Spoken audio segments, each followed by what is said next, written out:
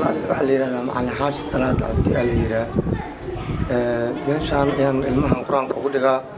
qayb badan oo ka mid agoomo weeyo dad aan macnaha wax dayactira kara ma ahan waxaan ka cabanaynaa marka masaajidka ayaa naga jajaban hadda laguma tukado ilmaha qur-aanka loogu dhex dhigaa waxaan rabnaa marka dadka walaalaha oo muxsiniinta ah wax la baxa ilaahay wax siiyey waxay naga caawin karaan dugsiga masaajidkan telefoon ma lahan gogol ma lahan asaga sagxadiisa aan jawi jabtay dugsigu xataa boos nooma laha